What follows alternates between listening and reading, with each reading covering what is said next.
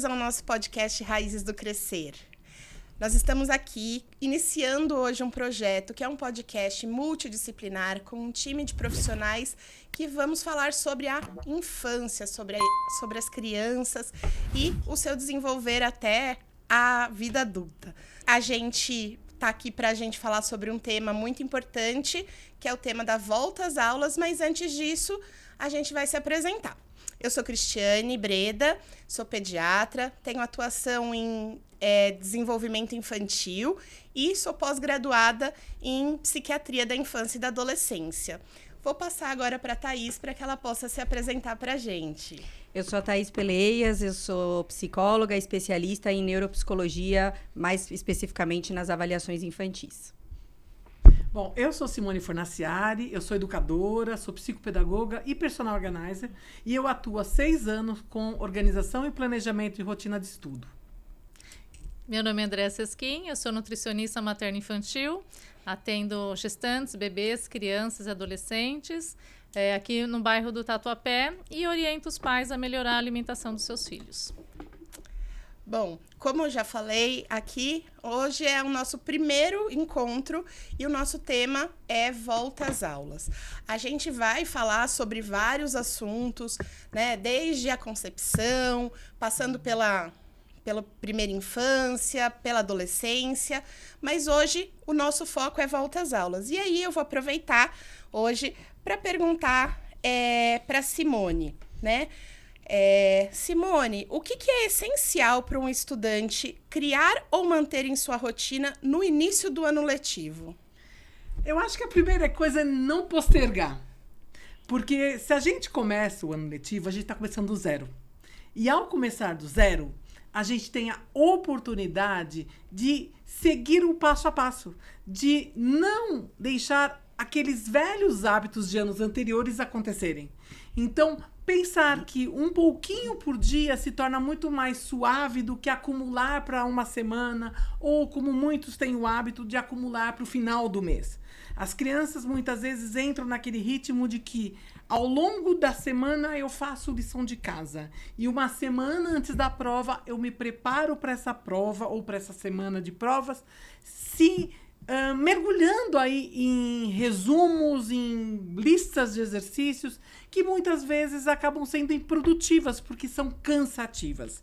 Então, começar um pouco por dia desde o início do ano é a melhor forma deles chegarem num momento de avaliação, onde eles vão ser cobrados do que foi sendo feito ao longo do mês, de uma forma mais tranquila, porque isso vai sendo absorvido pelo inconsciente, pelo próprio processo de memorização, e eles têm tempo, inclusive, neurologicamente, né? A gente tem vários estudos que dizem que quando o estudo é feito progressivo, o cérebro tem tempo de maturar esse conhecimento e fazer com que isso seja fixado com mais informações e fazer com que o processo de aprendizagem aconteça. Então, quanto mais a gente puder maturar dia a dia, isso fica muito mais fácil e prazeroso para a criança, porque é menos cansativo. Maravilha. Muito bom. E eu quero aproveitar para perguntar para a Thaís, quando que é a dificuldade de estudar e dificuldade de aprender? Tem uma diferença, né? Tem uma diferença sim, Andréia. Na verdade, a gente, aproveitando o gancho até nas coisas que a Simone disse, em relação à lista de estudos, à memória, à atenção, essa série de coisas que a criança precisa ter de organização para fazer ali as suas tarefas, organizar suas provas, suas lições de casa e tudo mais, a grande questão que a gente precisa entender é, essa criança, ela tem capacidade de fazer tudo isso, né? Então, a memória dela, ela tá adequada para esse tanto de atividades que ela tem que fazer? Ela tem atenção o suficiente para tal tarefa? As funções executivas, né, que é essa questão de elaboração, de planejamento, elas estão maduras? Se não estão, não vai adiantar nada, né? Por mais que a gente possa planejar ou fazer 1 milhão de coisas para que essa criança se organize, se ela não tem o respaldo, se ela não está com apoio, ela não vai conseguir. Então, acho que a grande questão é essa, a gente entender se essa criança está preparada com essas habilidades cognitivas, né? Memória, planejamento, atenção. Se ela não tem isso minimamente para conseguir alguma coisa, né, para conseguir suporte para fazer alguma coisa, não vai rolar. Então, é a mesma coisa, eu costumo usar um exemplo que é assim, mesma coisa de, eu estou com o pé quebrado, adianta você me ensinar a correr?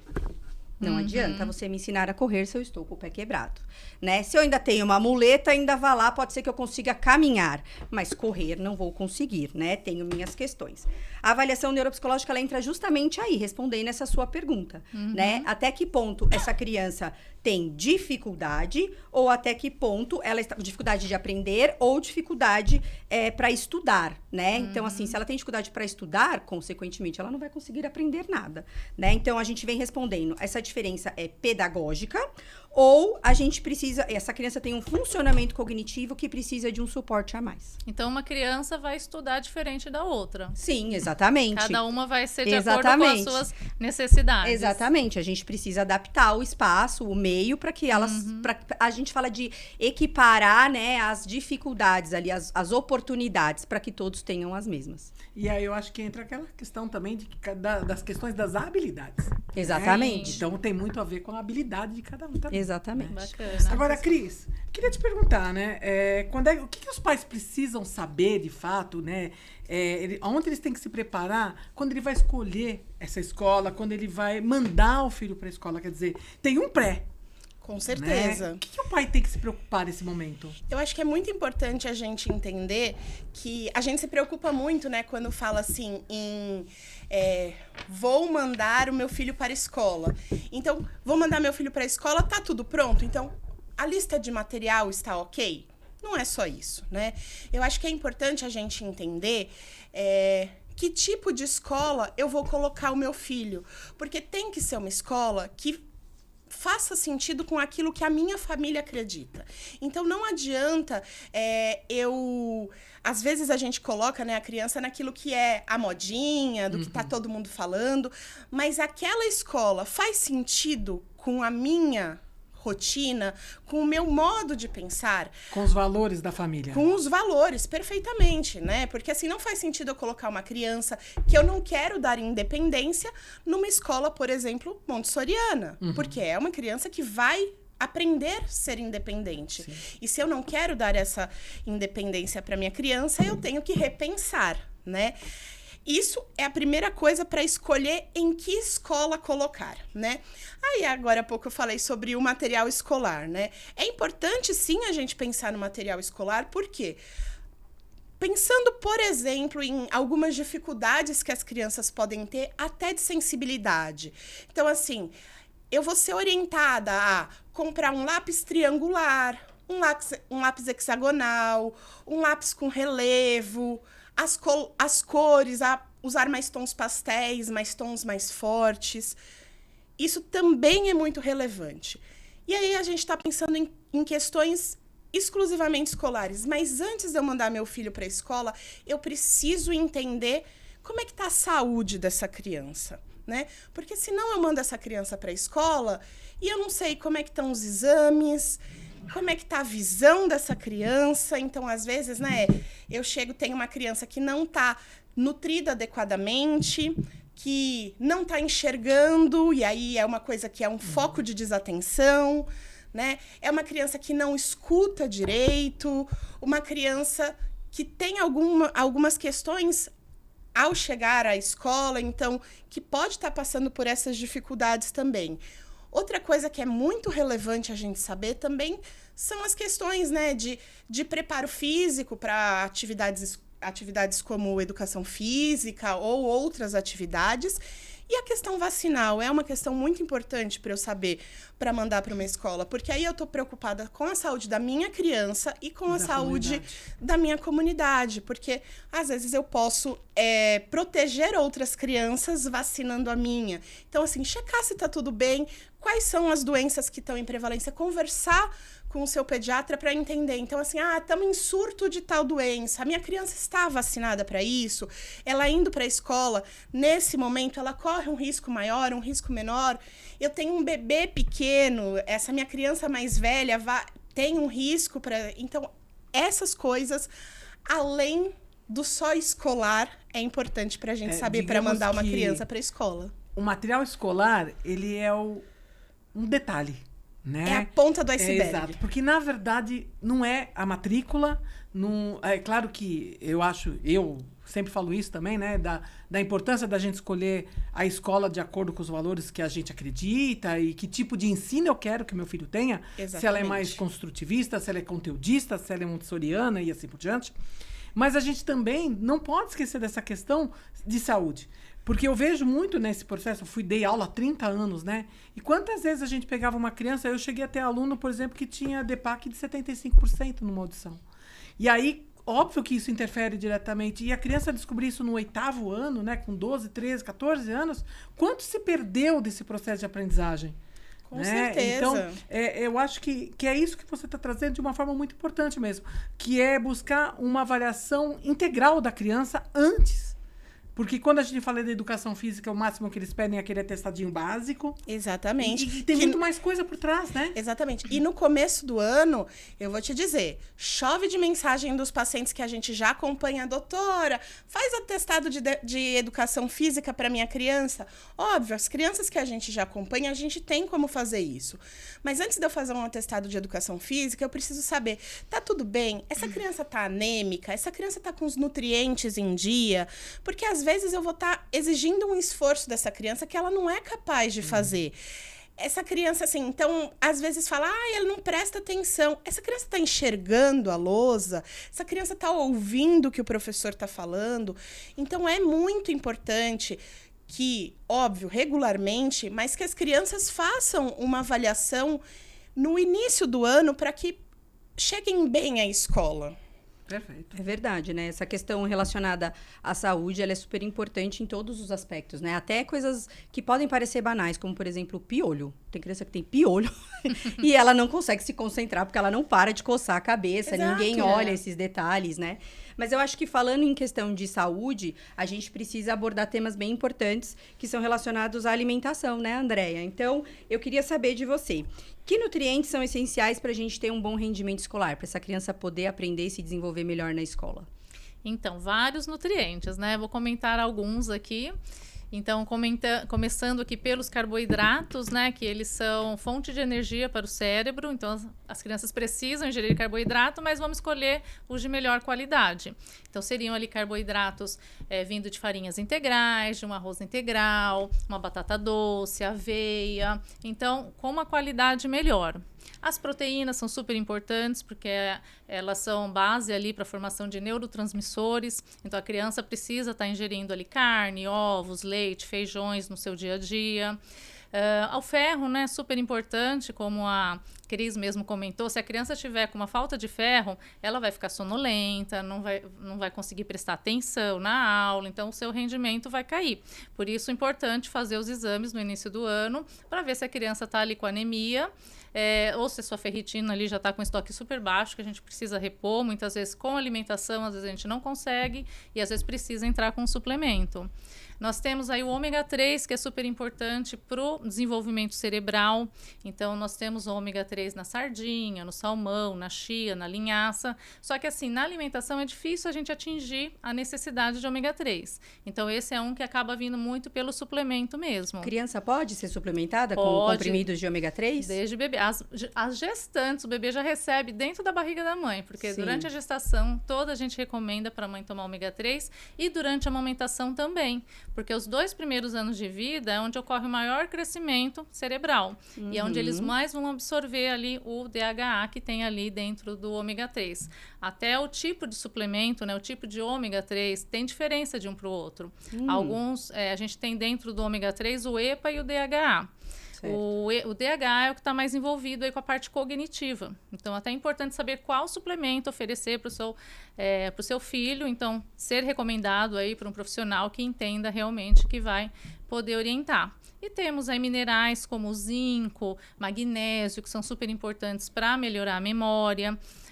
O magnésio ele atua também na melhora do sono, então a criança precisa dormir bem para poder ter atenção boa ali Olha aí. no dia a dia. Uhum. Então são vários nutrientes super importantes ali que a gente tem que ter uma atenção. Vitaminas do complexo B, onde a gente encontra em verduras escuras, leite, ovos. Então, no geral, é uma alimentação variada, equilibrada, para poder atingir ali todos os nutrientes que a criança possa realmente ter um bom rendimento escolar. A partir de que idade você pode suplementar? É em comprimidos que se suplementa? É gotas? O ômega Como 3, bebezinhos, a partir dos 6 meses a gente já pode por gotinhas. Ah, legal, bom E saber. crianças maiores, nós temos o líquido e temos algumas crianças que já engolem cápsula mesmo. Tem algumas marcas que têm cápsulas pequenininhas. Ah, legal, muito bom, muito E é bom. importante a gente lembrar, né, com relação aos nutrientes, que a suplementação ela é muito importante, com certeza, mas para a gente não reduzir tudo a suplementação, porque Sim. senão algumas pessoas falam, não, mas já está suplementando, eu não preciso variar a alimentação. E não é Claro, isso. Tem precisa. coisas que só a alimentação pode trazer pra gente que a suplementação sintética não vai conseguir trazer. A suplementação, ela complementa. A Exatamente. base é sempre a alimentação. Alimentação saudável, variada. Mas a suplementação, ela vai complementar. E eu acho que aí a gente pode entrar numa outra questão, né, Andréia? Que eu não sei nem se você colocou, mas se a gente discutiria mais para frente, que me preocupa muito nos adolescentes, principalmente, que é pular o café da manhã, né?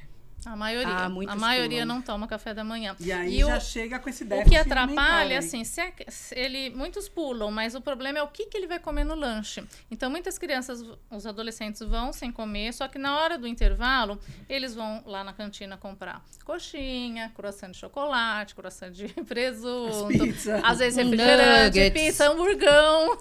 Então, esse fica sendo o café da manhã. E tem criança que come isso todo dia, além, às vezes, de refrigerante.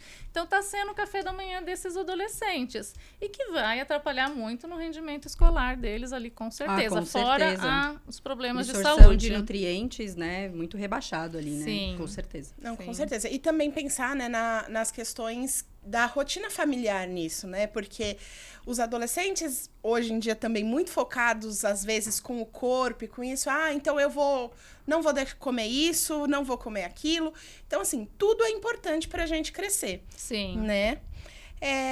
Bom, falamos muito sobre nutrientes, que eu acho que é extremamente importante, mas agora vamos a esses nutrientes, né? Então, assim, qual a técnica de estudo é mais eficaz, Simone, pensando na rotina de estudo? Agora que essa criança já tá Nutrientes que cheia... não estão nos alimentos. Nutrição Agora do que- ambiente. Então, eu acho Agora que eu que a vou criança frustrar já tá a maioria, Cris. Nutrição de ambiente. Eu vou frustrar a maioria. Na minha concepção, não existe uma. Sabe? Porque assim, Ótimo. nós começamos falando, né? A Thaís falou, cada criança é uma, cada uma tem o seu jeito. Ótimo. Como é que eu posso dizer que fazer resumo, fazer uma ficha de estudo, fazer um mapa mental é o melhor? Né? É impossível a gente identificar o que é melhor. Eu já atendi crianças gêmeas que um estudava com resumo e o outro com mapa mental. Né? E aí a gente tá falando de gêmeo porque todo mundo fala que, porque gêmeo, né? Todo mundo coloca gêmeos Exato. como se tivessem que ser Iguais. iguais, né? Exato. Então, aqui a gente tá trazendo A experiência do a dia a dia, experiência de né? que não, que e cada eles um são é único. exatamente, né? Eles traziam uma identidade própria. E eu falo muito isso para eles. Não existe uma coisa certa. Existe o que melhor se adapta para você. O que você se sente confortável? Aonde o seu estudo você percebe que você tem melhor rendimento? É aí que a gente tem que tocar.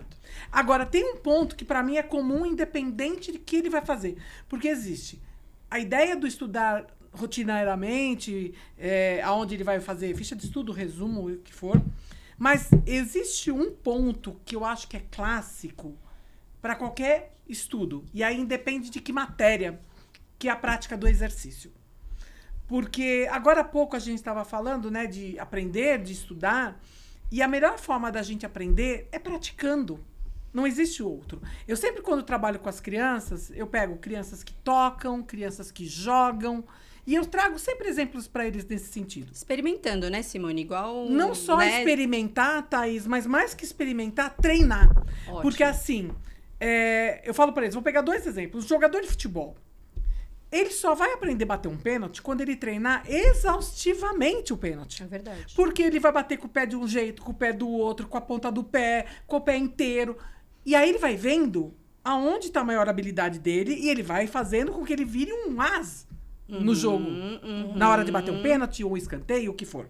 Um músico, ele vai treinar as teclas, as cordas, o que for, para que ele tenha a maior habilidade e ele entenda aonde ele toca melhor ou não.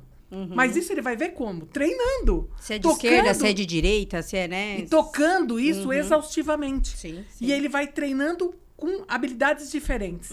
E aí, muitas vezes, eles querem, em 5 exercícios, resolver o problema deles. Eu já sei a matéria. Não, meu amor. Você não teve todas as variações para saber qual é o melhor exercício. E se você está confortável de dizer, agora eu sei realmente fazer esse conteúdo, porque eu fiz. E isso não importa se é matemática, física, história, geografia, tudo tem que treinar. E o melhor treino é o exercício, porque o exercício, né, a prática dos exercícios, ele te traz variações, porque cada questão te desafia de uma forma.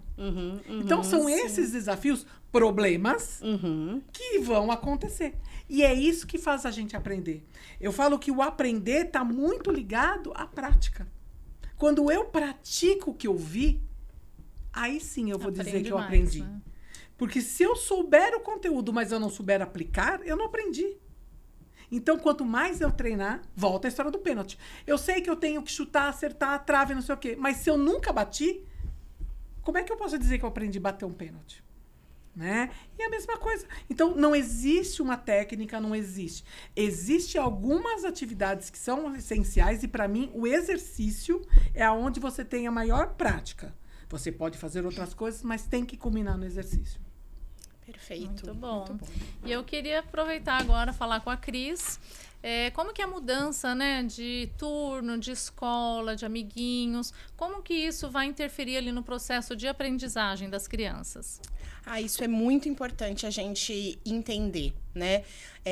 Nós, enquanto adultos, é importante a gente entender que os vínculos, eles fazem parte do processo de segurança para o aprendizado. Então, que às vezes, né, eu tenho o meu processo de aprendizado porque eu divido ele com o meu colega, porque o meu colega me sinaliza algumas coisas.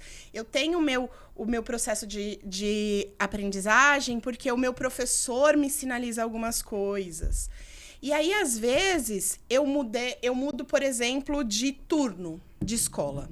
Quando eu mudo de turno de escola, então, às vezes, eu era uma criança que estudava de tarde, então, acordava, tomava o meu café da manhã, porque não consigo acordar e tomar café da manhã. Então, tomava o meu café da manhã e ia bem nutrida, como a gente já conversou anteriormente, para a escola, para poder fazer as minhas atividades. E aí eu mudo esse turno escolar. E aí eu vou para a escola sem comer, porque não consigo acordar e tomar café. Então, isso é uma coisa que traz muita importância, né? Que traz muita mudança. Por quê?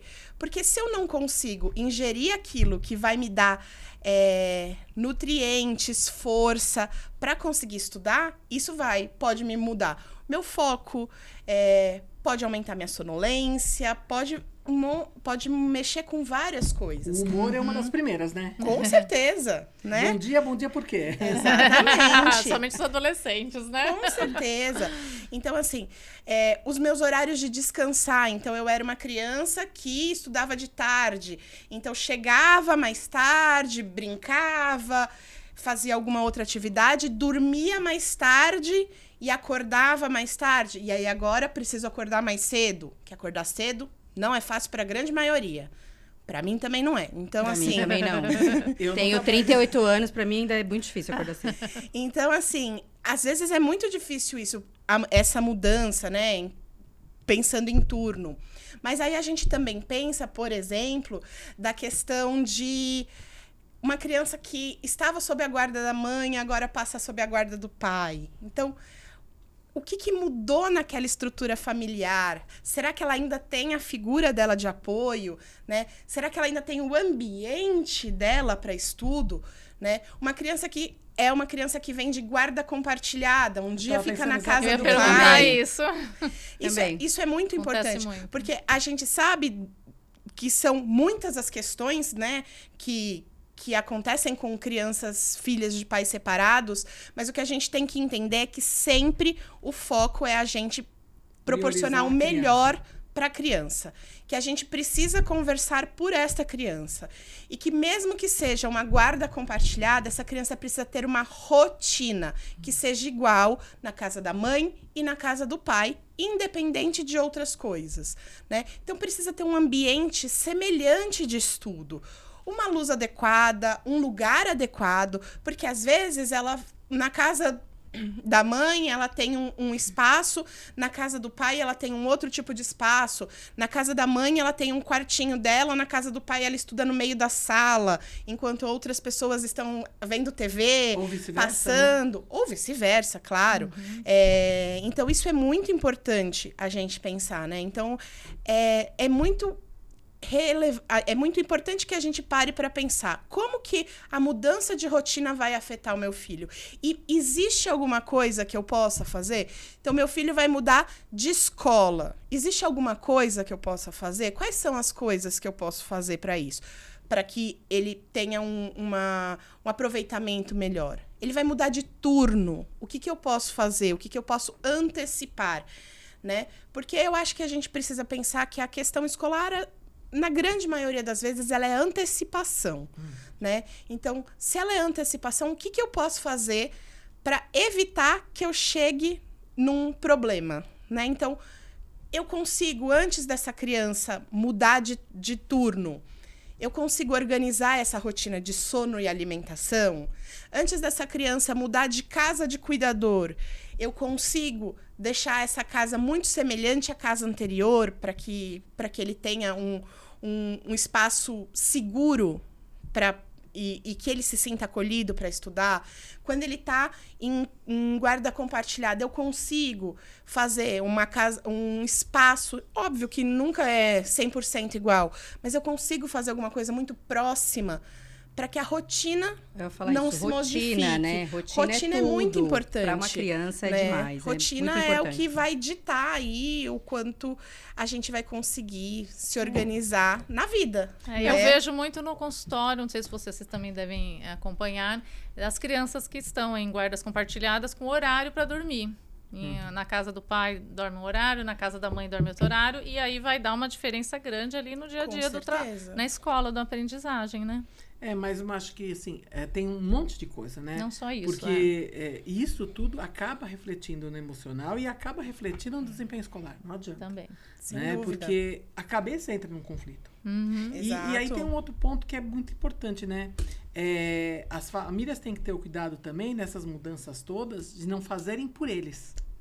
Isso é fundamental. Autonomia, né? Sim, isso é fundamental. É muito a questão de ensinar a pescar e não dar o peixe. Exato. Né? Então, assim, de dar instrumentos para que a criança consiga resolver algumas coisas, né? Há alguns dias eu vi na internet uma criança uma criança com transtorno de espectro autista, que falava que demorou muito para fazer amigos e que nesse ano a escola separou ele dos amigos.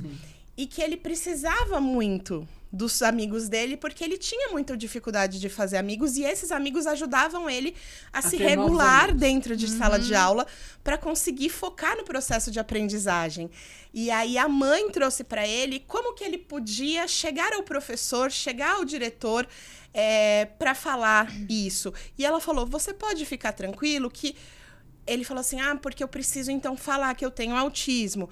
Ela falou, não, você pode deixar que essa parte a mamãe conversa com seus professores. Mas o que ele podia fazer dentro daquele cenário? Então, o papel de cada um, né? Exatamente. Então, ela ensinou ele o que ele precisava buscar naquela mudança de rotina dele, que foi...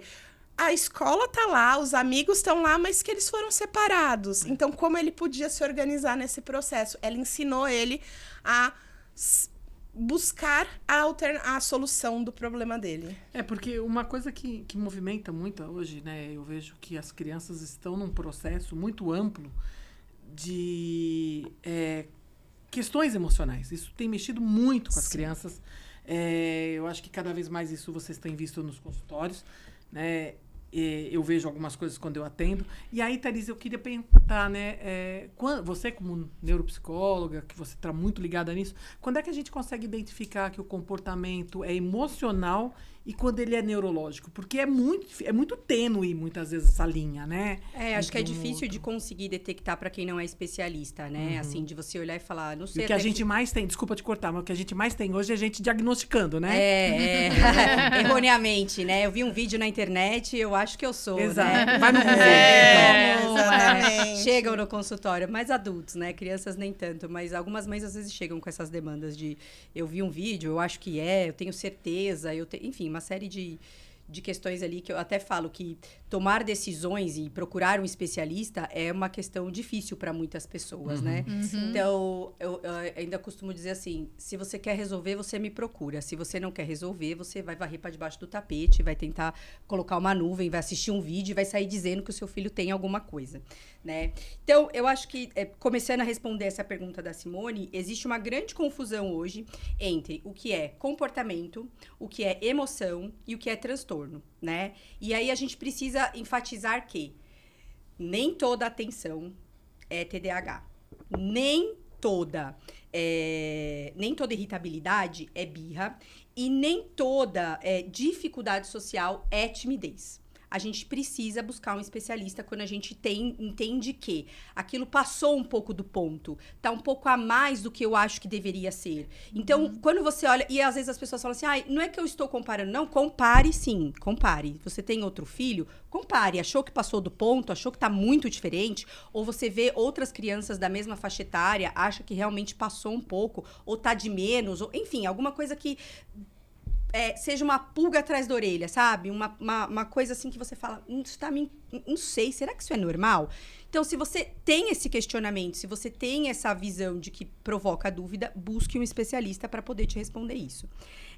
A gente precisa, então, entender o quanto essa criança, isso virou padrão de comportamento dela, né? Então, qual o nível de intensidade e o quanto isso atrapalha na funcionalidade das atividades de vida diária dela. Então, por exemplo, para estudar, então você tá lá toda preparada, preparou todo o ambiente, fez todo um suporte, uma coisa toda, esquematizou todas as questões de estudo, mas não adiantou nada. Essa criança não conseguiu. Tem alguma demanda por detrás. A gente precisa entender, então, né? Talvez não seja só comportamental, seja biológico também, uma questão que ela precisa de suporte, de apoio. E aí, a gente tem questões de emoção. Então, por exemplo, questões relacionadas à ansiedade, à depressão, ou a outras questões relacionadas a, por exemplo, problemas de regulação emocional. Essa criança fica muito irritada, né? Perde muitas estribeiras, demora muito a voltar. Isso pode estar relacionado a um funcionamento cognitivo dela, a alguma questão de um diagnóstico, ou isso está relacionado a alguma emoção primária que não foi bem trabalhado. Então, a gente precisa saber diferenciar isso. E muitas vezes os pais realmente não sabem, precisam consultar um especialista, né, para poder responder isso. A avaliação, ela vai mudar completamente a condução respondendo essas perguntas, né? Então, é emocional ou é biológico? Tem alguma coisa que eu possa fazer por ele para poder dar apoio e suporte? E que não é fácil, né? Não é fácil, né? Eu estudei bastante para poder dar esse tipo de diagnóstico. Eu sei, ó. Não, eu digo isso porque, assim, em sala de aula a gente vê tanta coisa. Sabe, eu imagino. Pai chegando e achando, não, mas o meu filho tem, tá, mas você arrumou um laudo? Não, mas eu sei laudado, que tem. Exatamente. Né? E assim, eu tenho muita preocupação, e principalmente, inclusive, com que tipo de laudo a gente vai aparecer. Tem muito né? laudo mal feito. Então, assim, nesses poucos anos que eu fiquei de sala de aula, quase 30, né? Eu vi de tudo. Eu vi criança chegando com laudo e a gente sabia que não tinha, porque a gente percebe, né? Que aquilo virou uma bengala. Exatamente. Né? Porque a família muitas vezes não quer ter esse controle emocional, essa birra que a criança faz. Exatamente. E a gente via crianças totalmente sem laudos e a gente sabia, né, que precisava de um acolhimento, de um laudo. E muitas vezes ali o papel é da escola porque a família não faz, porque ela resiste. Então, isso também dói. A gente vê que a criança, no fim, que sofre. De um exatamente. lado ou de outro, é ela que sofre. E às vezes a criança tá com depressão, né? Tá com questões emocionais. Vai atrapalhar na atenção, vai atrapalhar na regulação emocional. Tudo. Vai atrapalhar na memória. Então, se eu não presto atenção, eu não consigo memorizar o que tá acontecendo. Então, às vezes nem é também algum transtorno. Às vezes tem uma questão emocional por detrás. Exatamente. E eu sempre falo isso. Então, vem pra mim, às vezes, pra fazer avaliação neuropsicológica. E às vezes eu tô ali, eu tô vendo claramente uma questão emocional que grita na minha frente. E aí eu falo, gente, eu nem sei dizer se essa criança tem algum transtorno, porque eu tô vendo ela deprimida, eu tô vendo ela extremamente ansiosa, com questões ali de autoestima muito afetadas. Sim. E aí a gente vai falar na escola, não tem vida social, não tem amigos, não tem... E aí você fala, meu Deus, é uma questão de desadequação, assim, do ambiente que ela vive todos os dias. Então, todos os dias ela vai pra escola, ela não aprende por algum motivo, que a gente ainda não sabe por quê, mas eu tô lá e eu tô vendo. Essa criança não está aprendendo, mas ela volta para aquele mesmo ambiente todos os dias. Sim. E nada muda. Ela fica lá 4, 5 horas e nada muda. Ninguém oferece um suporte, um apoio. Então, eu penso assim, você quer ser esse tipo de pai que não dá suporte, não dá apoio? Precisa rever essas coisas para poder melhorar a vida dessa criança e o desenvolvimento dela. Não, eu acho isso muito relevante a gente falar, porque assim, a gente tem... né, 2 cenários, e eu, como pediatra com pós-graduação em psiquiatria infantil, eu percebo algumas coisas, né? Diferente de, por exemplo, alguns colegas que são psiquiatras infantis, né? Por exemplo, às vezes é muito mais fácil procurar um pediatra do que procurar um psiquiatra ou um neuropediatra. Porque assim, não, meu filho não tem esse problema. Ou, às vezes, muito pelo contrário. Às vezes, tudo que eu quero é dar um laudo para não assumir a responsabilidade de que tem algo que eu posso fazer de diferente. Também. Porque, assim, tem tanto, assim, as famílias que não querem assumir um diagnóstico que existe, quanto as famílias que querem diagnosticar uma coisa que não é um transtorno, uma patologia, que é uma condição de comportamento, né? E eu acho que hoje em dia, as nossas crianças, elas clamam por limites. E, às vezes, a gente não consegue dá-los, né? Então, eu acho que isso, às vezes, nesse processo de diagnóstico, acaba aparecendo. Porque quando a gente começa a fazer testes, por exemplo, às vezes a gente pega testes que a gente vê um comportamento absolutamente diferente dessa criança em casa, na escola e numa atividade extracurricular. Isso é bem importante, viu? Então, assim, o que está acontecendo? Por que está acontecendo essa discrepância? Porque se de fato há um transtorno, há uma repetição de comportamento. Porque há uma coisa que ela não sabe lidar com.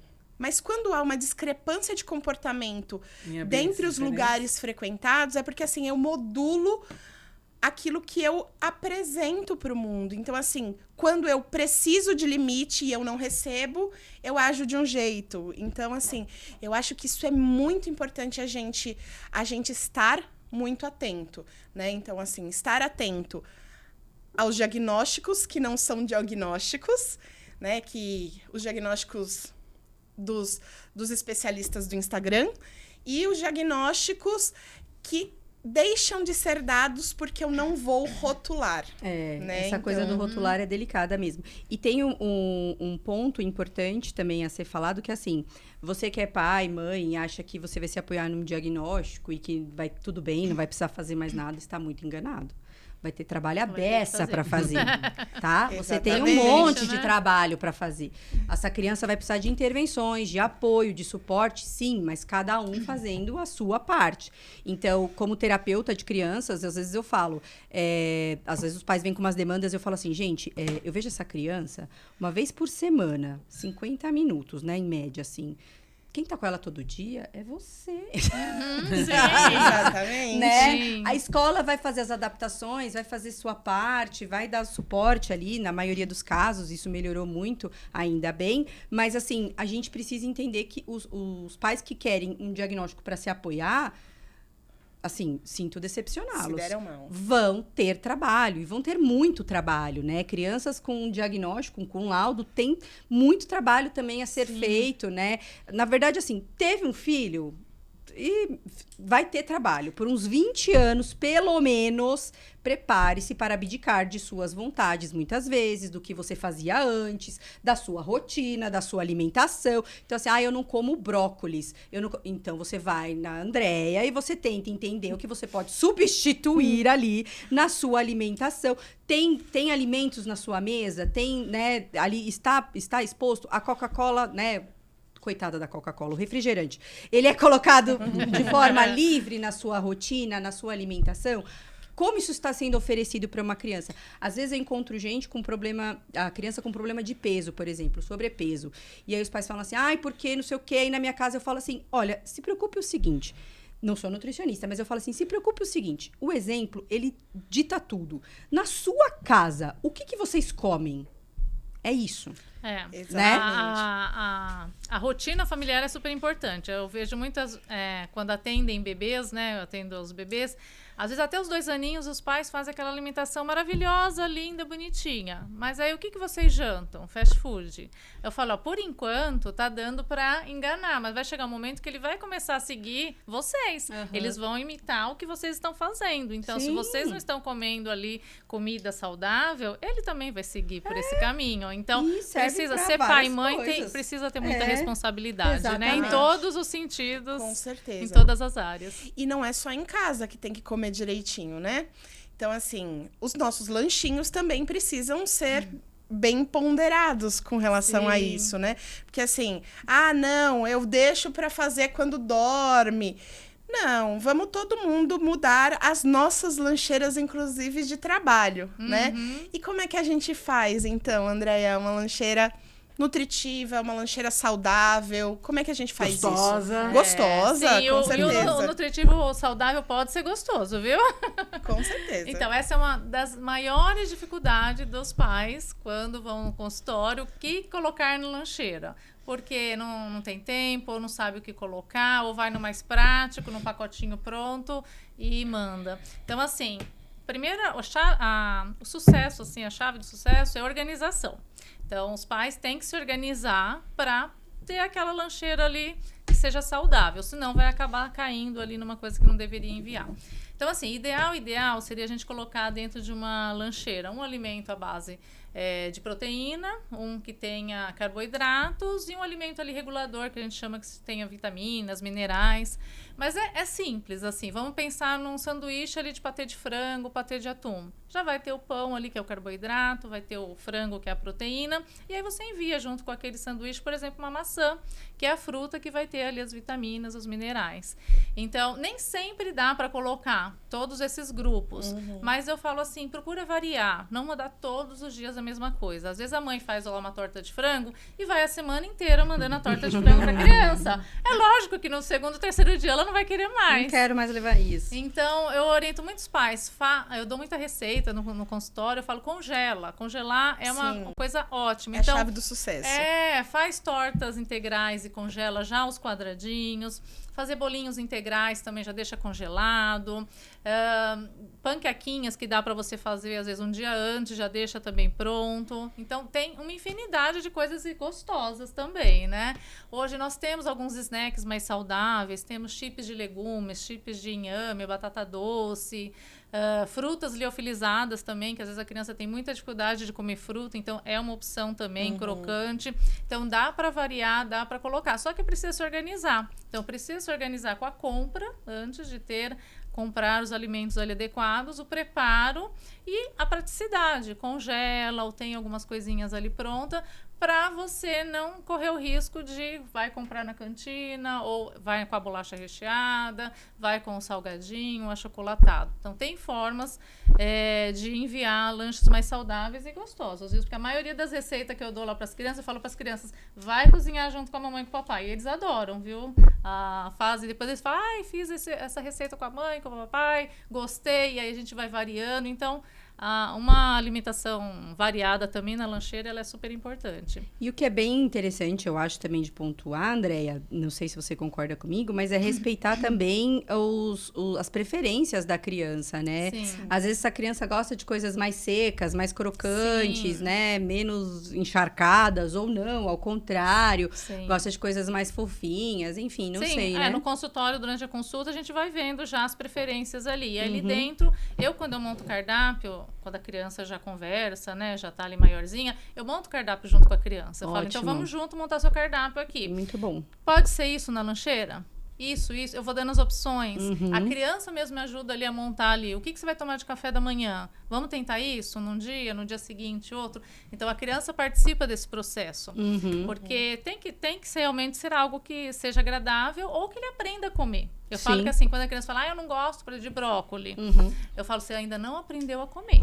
Não é que você não gosta, você ainda não gosta, ainda não aprendeu a gostar. E tem adulto que até hoje não aprendeu Não ainda a desce, gostar, né? É verdade, é verdade. Não foi Mas aí, feito do jeito, né? Porque são tantas apresentações Isso, que e a um alimento variação, pode ter. Exatamente. Às vezes, eu, por o exemplo... tempero até, né? Exato. Em casa mesmo, em casa, a gente sempre comeu muito legume, muita verdura, eu e meu marido.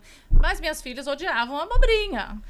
Foram comer com 12, 13 anos agora que começaram a gostar de abobrinha de um jeito específico que eu fiz. Uhum. Então, assim, mas também eu falo, se é um legume apenas que a criança não come, não tem problema, porque ela vai comer os outros. Sim, O problema é quando a criança não come nenhum legume, Nada, nenhuma fruta, aí realmente é uma coisa séria. Uhum. Mas come alguns ali, a gente vai variando o preparo e os pais comendo, vai dando exemplo, a criança vê e vai ficando com vontade e aprende também. Você sabe que cozinhar, né? Você falou que você cozinha, indica, estimula que a criança prepare o lanche Cozinho junto com também. os pais, enfim. Essa questão de preparar o lanche, de cozinhar, ir para a cozinha, envolve muito a questão de funções executivas, né? A criança vai planejar, vai pensar em quantidades, em maneiras de preparo. Então, primeiro esse, depois esse. Tem toda uma questão para chegar no resultado. E isso é super importante. Se fizer parte da rotina da família, pode estimular outras muitas habilidades Sim, ali, sim. além de sociais, que E são ali básicas, né? E muitas vezes ali no preparo, a gente já vai trabalhando com algumas questões do pegar um tomatinho Exatamente. molhado. O legume tem nojo de pegar. Então, às vezes, a criança ainda não come. Mas só dela pegar, ela já está tendo o primeiro contato, o cheiro. Então, a que a gente fala expor. Tem que expor. Quanto mais você expor aqueles alimentos na frente da criança de formas variadas, mais chance dela vir a comer. É isso mesmo. Né? E falando de rotina, então, né, e puxando um pouco sardinha aqui para o meu lado, para a gente tentar ajudar aí a molecada, diz para mim, Simone, como que o aluno ele pode estabelecer uma rotina de estudos, né, ao longo da semana ou do mês, assim, para se organizar para as provas mensais, bimestrais, enfim? Olha, se eu tivesse que começar, eu falaria que quando a criança entra na escola. Primeiro dia. Pois é, porque eu até brinco, que eu falo assim, a gente ensina a criança, eu falo assim pra mãe, falo assim, olha, quando você começa no pediatra, a criança tem 1 mês. O pediatra fala assim, olha, precisa fazer a higienização bucal da criança. Ela não tem dente, e ela tem higienização bucal. Né? E aí depois começa com o dente, vai fazendo com a escovação. E por que a gente não cria essa rotina de estudo desde que a criança é pequena? Aí, o que eu percebo? Que é o grande problema e onde depois a gente tem os problemas lá na frente, né? A criança, muitas vezes, ela vai entender que rotina de estudo é quando ela chega na educação básica. Sai a pré-escola, inclusive, e todo mundo ignora a pré-escola. Que não vê que aquilo tem que estar incorporado na rotina de casa. Chegou em casa, a gente tem que fazer uma revisão. Eu falo para as mães, faça de uma forma lúdica. Eu não quero que a criança sente, vou pôr uma criança de 3 anos para estudar. Não, vamos fazer isso de uma forma lúdica. O que ela está fazendo na escola? Se ela está mexendo com massinha, com tinta, tenta fazer algo similar em casa, mas que ela entenda que aquilo é um prolongamento da escola. É um momento de eu fazer uma continuidade do que eu estava vendo, assimilar essa informação. Então, isso não acontece muitas vezes. Aí a criança vai começar a ter essa noção lá no ensino fundamental, muitas vezes como o estudar como fazendo a lição de casa. E aí eu vejo o grande ponto que a gente estava falando, né, dos pais como bengala e tal. Mãe que senta para estudar com a criança. Não, eu sento para estudar com ele. Semana de prova, eu faço resumo para o meu filho. E aí ele vai estudar, eu faço não sei o quê. Gente, e quando é que ele vai aprender? Às vezes eu falo assim, você fez o 6º ano também? Tá fazendo também? Elas fazem até o ensino médio. Eu tenho mãe que vai até o ensino médio. E aí é que tá o problema. Tem coisa... Eu ouvi de mães que estudavam com meus filhos, as crianças, as mães falavam assim, agora que vai pro 6º ano, já falei. Não faço mais. Vai ter que se virar. Então, quer dizer, a criança não aprendeu e a mãe vai soltar a criança na borda da piscina, se aprender a nadar, a partir do 6º ano.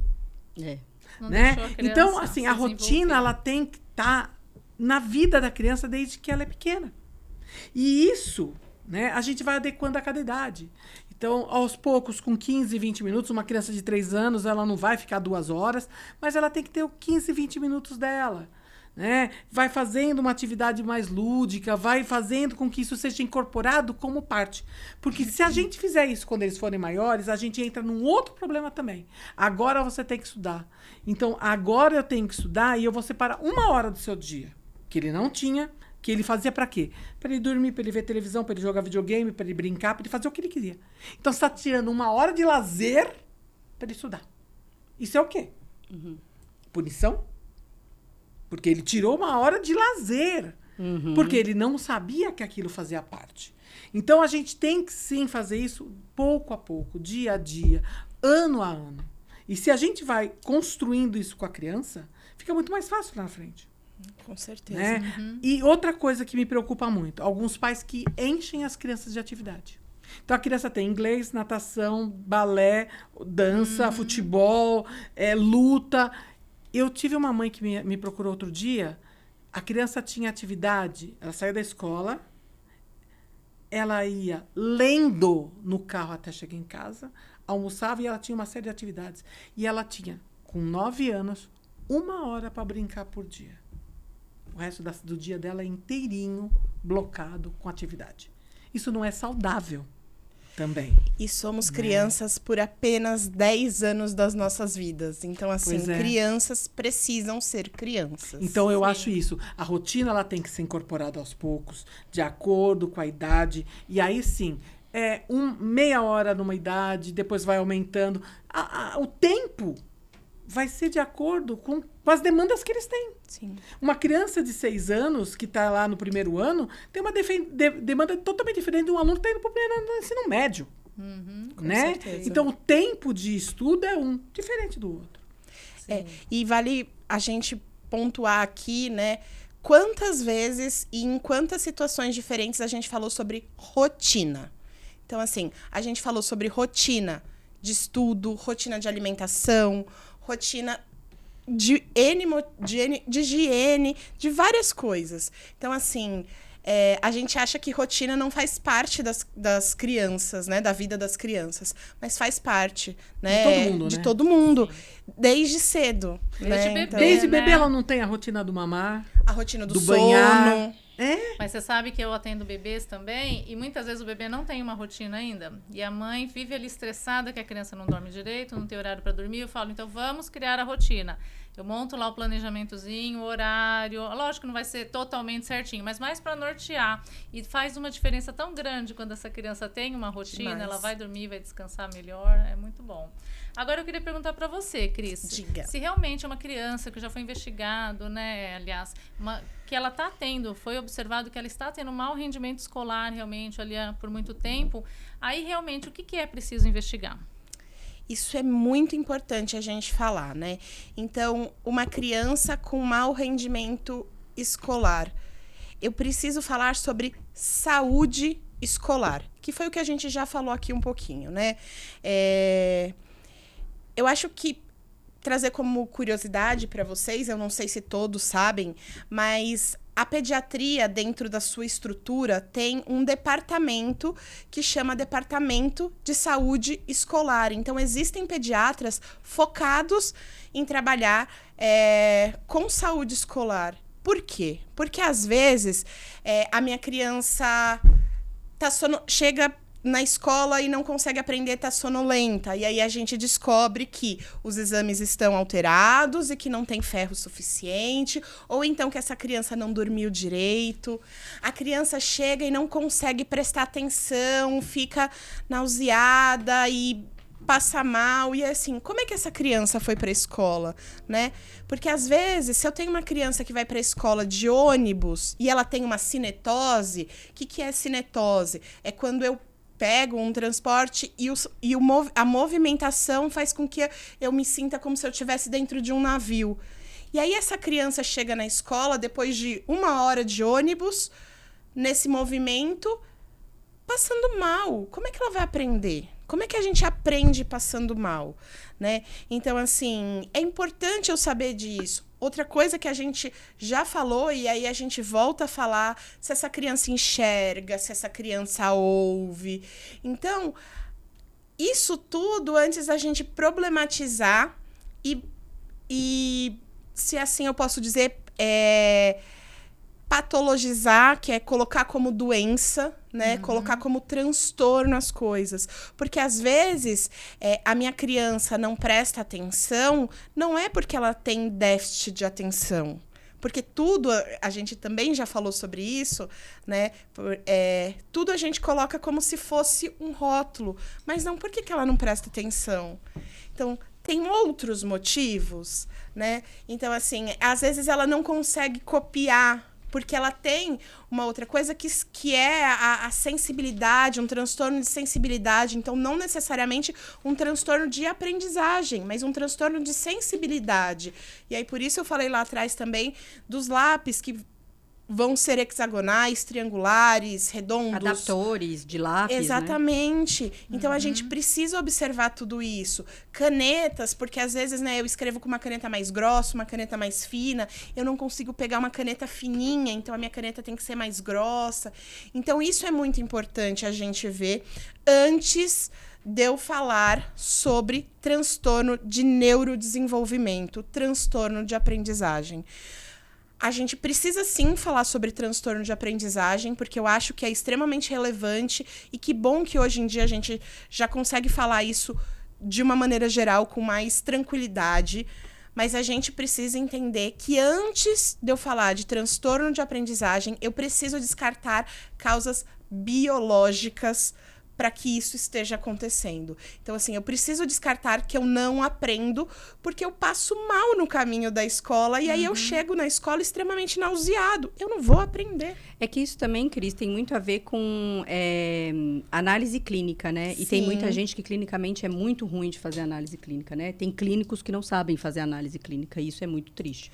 Então, você não sabe avaliar o todo, você não sabe avaliar as peculiaridades, os detalhes, e isso acaba prejudicando. Não, mesmo. isso é muito relevante e é assim, como tantas outras coisas, né, dentro de qualquer uma das nossas carreiras, existe um departamento exclusivo, mas eu acho que o pediatra, antes de qualquer coisa, é um fofoqueiro. Então, ele precisa saber o que acontece, ele precisa questionar.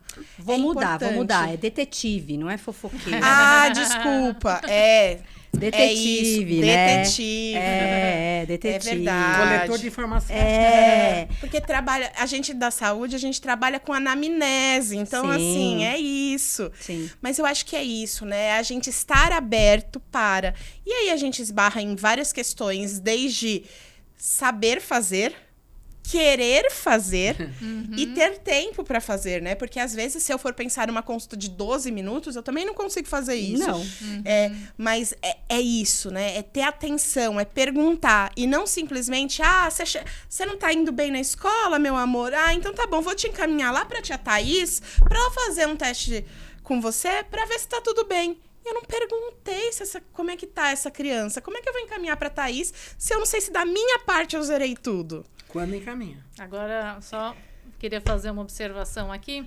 Hoje está acontecendo muito das crianças, as mães chegarem no consultório pedindo para dar melatonina para as crianças para dormir. Mas muitas vezes não é nem necessário a melatonina, é só rotina. Estabelecer rotina de tomar banho, de desligar. Isso, higiene do sono, desligar as telas para a criança poder dormir. Mas, às vezes, a gotinha ali acaba sendo mais fácil, né? Mas não é o ideal. Diminui o embate. é nunca assumir a responsabilidade da alimentação saudável, da rotina do sono, da rotina de higiene. Então, assim, a gente precisa assumir as nossas responsabilidades, né? E é responsabilidade também da criança, que precisa ser ensinada a ela, que é responsabilidade dela, ter uma rotina de sono. Ela não sabe que é responsabilidade dela ter uma rotina de sono. Assim como ela não sabe que ela precisa, que ela precisa pôr a blusa, que ela precisa Exato. comer adequadamente, que ela, né, uma série de coisas. Aí cabe aos pais, que são os responsáveis realmente de orientar. Sim, Não, mas com a gente certeza. falou em relação a questões de nutrientes que ajudam. E se a gente falar, Andréia, do que pode atrapalhar raciocínio, concentração das crianças, enfim, do que a gente está falando? Ah, temos vários aí, muitas coisas que as crianças comem aí na hora do lanche mesmo, né? Os industrializados em geral, que tenham aí muito conservantes, muito corantes, aromatizantes, esse monte de aditivos químicos, já é comprovado que aumenta a hiperatividade nas crianças, vai deixar a criança ali mais desatenta. Então, imagina, a criança vai para o lanche, o que ela vai comer? Lá o pacote de salgadinho cheio de aditivos químicos. Aí ela vai chegar ali na sala de aula super agitada, querendo correr de um lado para o outro, não deixando a professora dar aula. Cheio de açúcar. E aí, com o suco cheio de açúcar, o excesso de açúcar vai fazer o quê? Vai fazer com que a criança tenha um pico de glicose.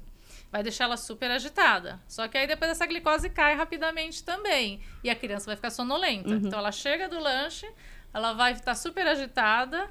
E aí, depois, a hora que acalmar, vai dar sono. Então, ela não vai prestar atenção Coitado na do aula, professor né? depois do recreio. Exatamente, Deve né? ser um horário de aula Ele injusto. vai falar, ai, não acredito, droga. Vocês rifam esse horário, né? Eu não sei o que é pior, depois do recreio ou da educação física. Também, então, São dois momentos complicados. E tem também, por exemplo, cafeína, né? Tem crianças que tomam café. Vai deixar a criança agitada, vai atrapalhar o sono dessa criança.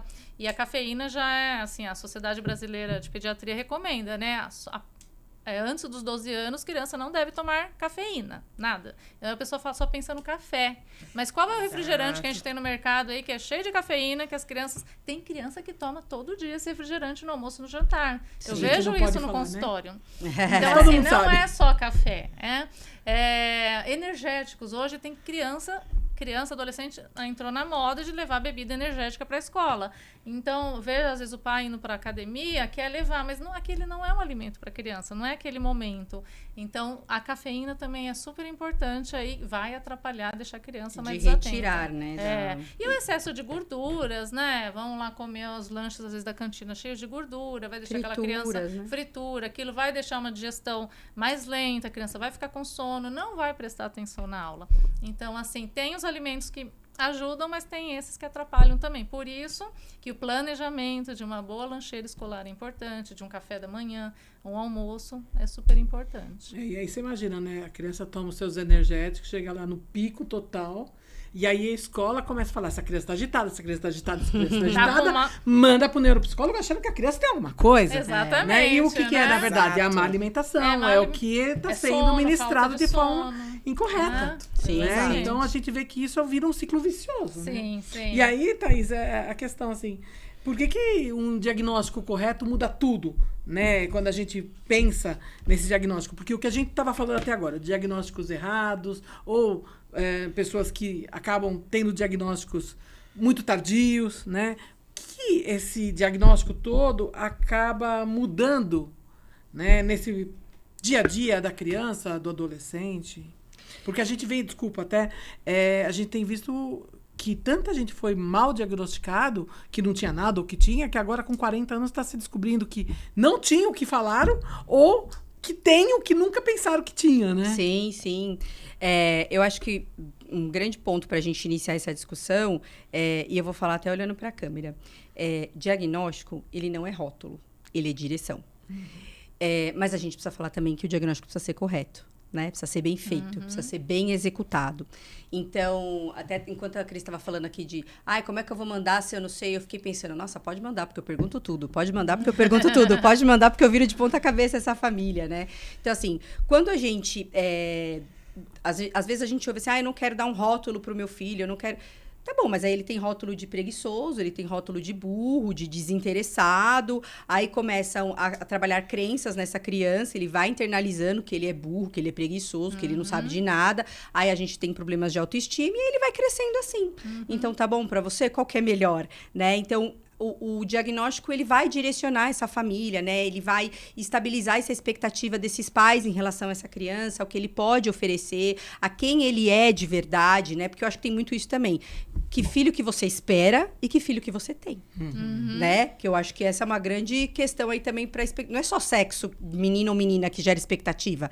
São planos do futuro, o que você acha que essa criança será, como ele vai se desenvolver, se ele vai ser um craque do futebol, se ele vai ser tão bom em matemática quanto você. Aí chega lá, ele não é tão bom assim em matemática, o pai engenheiro fica completamente frustrado, né? Então, a gente precisa alinhar essa questão de expectativas. Então, os pais vão ajustar a expectativa, a escola vai criar estratégias para poder adaptar melhor esse ambiente e essa criança vai ser muito melhor compreendida, né? Esse é o ponto-chave de se ter um diagnóstico. Então, melhora a questão de prognóstico, né? A gente vai melhorar o futuro, a gente vai melhorar o desenvolvimento, a gente vai dar suporte, apoio, subsídio para que ela cresça como ela realmente pode crescer e se desenvolver. E aí a gente está trabalhando até com questões relacionadas à prevenção em saúde mental. Eu sempre falo isso. Então, se você trabalha com criança em saúde mental, você está trabalhando com prevenção em saúde mental. Se tornará um adulto muito mais seguro de si, sabendo dos seus prejuízos, das suas qualidades, de onde ele é melhor, de onde ele não é tão bom assim.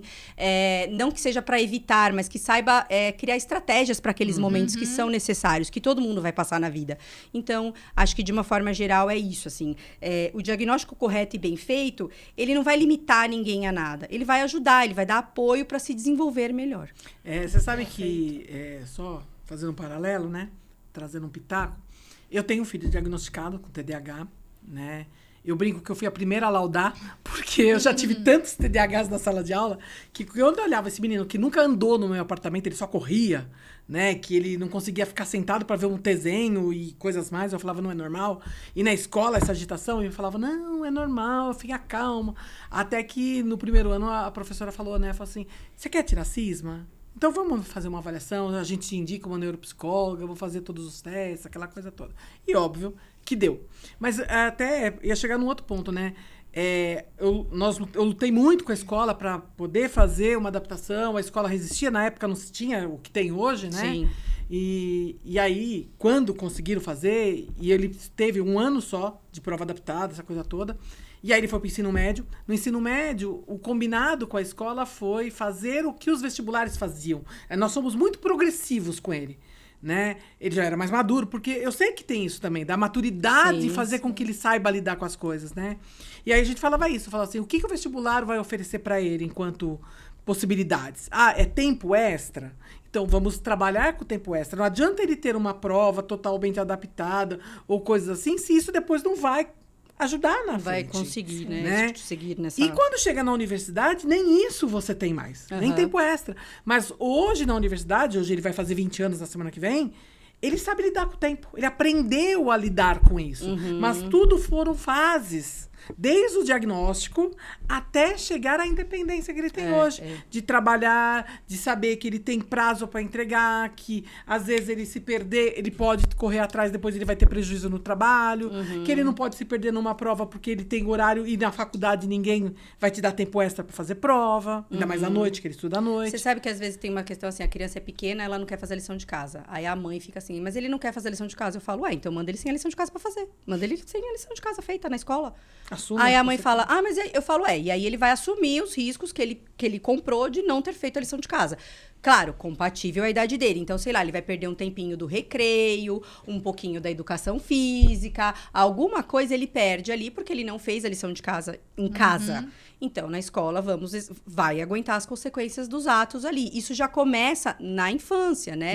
Então, provas adaptadas, elas são importantes para a gente criar aquilo que a gente falou aqui muitas vezes, autonomia. Então, assim, adianta uma mãe ficar fazendo o 6º ano junto com a criança, fazendo 1 milhão de resumos, fazendo 1 milhão... Não adianta. Depois essa criança vai chegar... Essa mãe vai fazer a faculdade também com ele, vai se formar em direito, em, sei lá, administração, e qualquer outra coisa que ele vai fazer.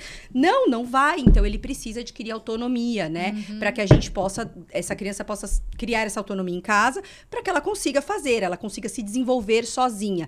Claro, com o suporte, por exemplo, da escola, adaptando algumas questões, dando um tempo a mais, mas para quê? Para que ele vai crescendo e ele vai aprendendo a administrar o seu próprio tempo, a como é o melhor jeito dele estudar, ele entende que ele tem que praticar, enfim, é uma bola de neve, né? Que a gente precisa começar, antes da gente começar a enrolar ela, a gente tem que entender aonde ela vai dar. São degraus, Com né? certeza. Exatamente. É um assunto bem complexo, né? Mas Muito. Daria pra hoje levar o dia inteiro. Conseguimos dar uma pincelada um pouquinho em cada tema, né? Estamos acabando, poxa Sim. vida. Queria mais 1 hora. Deixa pro próximo episódio, né? Muito bom. Então, fica aí o convite para vocês. Hoje a gente acabou aqui nosso primeiro episódio do nosso podcast Raízes do Crescer, né? E é assim, que a gente vai falar desde lá da pré-concepção, gestação, primeira infância, adolescência.